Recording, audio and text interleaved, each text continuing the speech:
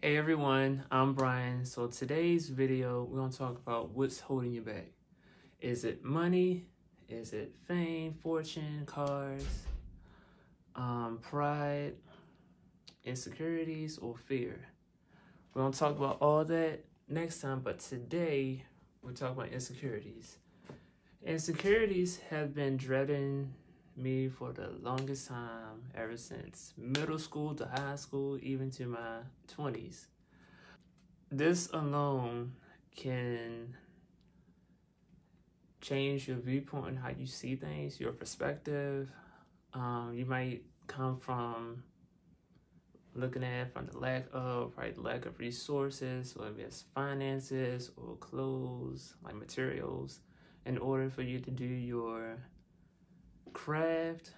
Or it can be like from a job, you feel like you not worth it or not enough.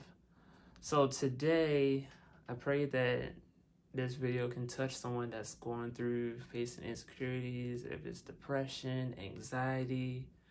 I went through both of those from early 20s to now. But we're gonna get through it. We're gonna get through this. Facing your insecurities, it can be the lies you tell yourself. Like, whose report are you listening to? Are you listening to your families, yourself, others, or is it from God?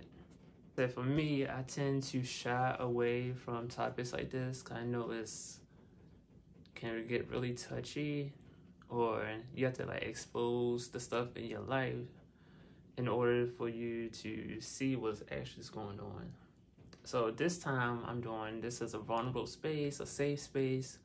So if you feel free to share in the comments about what are you facing, or if you overcame any of these insecurities that I listed, you can always drop them in the comment section so you can help someone else out. So for me, I thought it was speaking in like larger spaces. Every time I stand up in front of people, I get like a deer in headlights. I'm like, oh no, am I about to do this? Then I start getting nervous, start trembling over words, either rambling too much. But speaking in general is the surface. The root of the problem is like down here. So for me, it would be, it stemmed from my childhood. So when I was younger, I used to just say stuff like left and right. If I was like 5, I said something to my grandmother that she flipped out about. I remember it now. I still remember it. But stuff like that can hinder you into your future or what God called you to be. Or if He's showing you something and you still like on the fence about, if it's like moving to this job over here or this school or moving to another country, I know they're like big leaps of faith, but obedience now is connected to so much more than you can ever think or imagine. So get back to what I was saying. So it started in childhood, but I see it still progressing now. After I counted it this year, I'm over here like, okay, God, how are we gonna combat this? It's basically how I say stuff. I know it's like the tone. Like when people say when you're younger, think before you speak. I even think before I speak. I even like write stuff down or use the voice memos, record myself speaking it, then list it over. I'm like, okay, it sounds good to me. Okay, let me send it to a friend that you trust and like let them hear it and give them feedback on that. But I think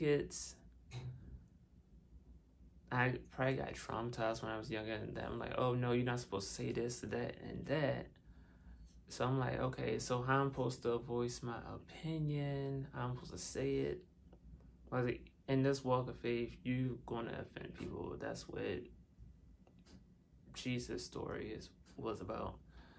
A lot of people didn't like what he said. They was against him. Some people did like what he said and like followed him even to this day. So you have to look at it from that standpoint. Faith is always risky. So whatever God places on your heart to say, in the moment, just think it over. Just okay, Holy Spirit, this is what you want me to say. It's okay. So the last thing I will say about this is, can we do it afraid? I heard this from my pastor of Union Church. He always said, can we do it afraid? It was that the longer we wait will be the longer our connection of obedience to someone else. So if we are stagnant, we are delaying our path, delaying on purpose. There we go. So delaying on purpose.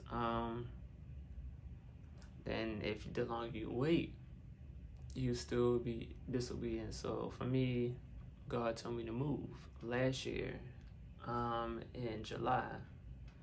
But since moving in general was like a broad in spectrum, I didn't know what it was. So I was in one church that I felt like so much was going on. I didn't feel like I was getting what I needed. So I was at my cap. So I was like this. I was keep hitting the cap.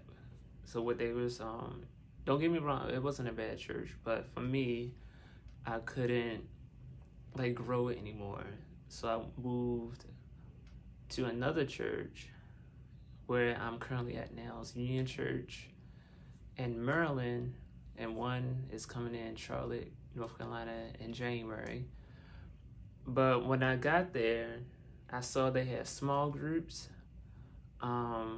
It was diverse. Dream teams, they call it. You can join. So for me, I'm like, oh, okay, this is something I can do. Then they also have different worship teams. I know in my own church, it was like 3 different ones. So they had like the senior citizens or seasoned saints, got the youth and adult choir. Then they always had like the children's church. But this one is like, you see different people on stage every time. So I'm like, oh, it's like not the same faces you always see. It's like different people. So I'm like, okay, it's not bad. They heard of Union Church. Go check that out on their YouTube page, Instagram. I dropped that in the description as well. But enough of that. Just saying, can we do it afraid? What is holding you back? Are you holding yourself back?